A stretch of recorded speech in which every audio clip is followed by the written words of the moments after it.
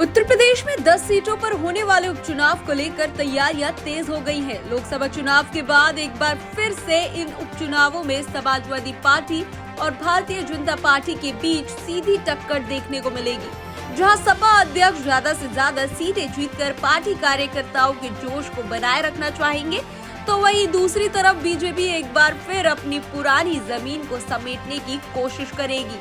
इस बार यूपी की 10 पर चुनाव की जंग बेहद दिलचस्प होने जा रही है, लेकिन 2 सीटों पर सबकी नजर टिकी हुई है।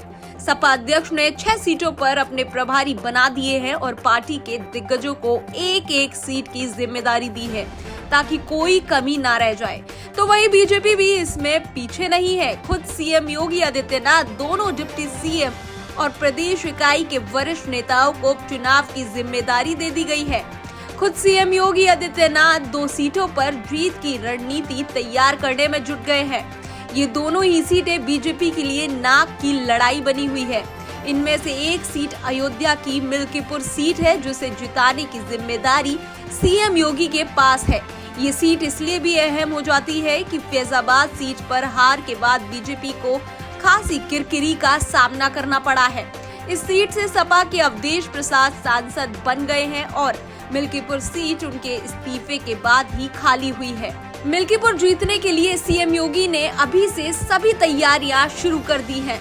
वो 2 बार अयोध्या भी जा चुके हैं और कार्यकर्ताओं के साथ आगे की रणनीति पर काम कर रहे हैं। तो वहीं दूसरी तरफ सपा अध्यक्ष अखिलेश यादव ने अवधेश प्रसाद को ही इस सीट का प्रभारी बनाया है, जो पहले ही बीजेपी को फैजाबाद सीट पर मात दे चुका है।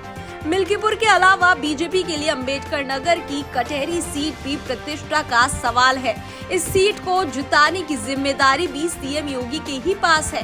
तो वहीं दूसरी तरफ यहाँ संगठन के महारथी कहे जाने वाले शिवपाल यादव को मैदान में उतारा है। शिवपाल यादव अपनी संगठनिक क्षमता को घोषी उपचुनाव में भी दिखा चुके हैं।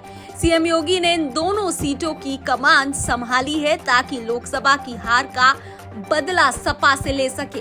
अब देखना ये होगा कि यूपी की सियासत पर कौन राज करेगा और किसे इस सत्ता के संग्राम में हार का मुंह देखना पड़ेगा। Bureau report TV7 Bharat.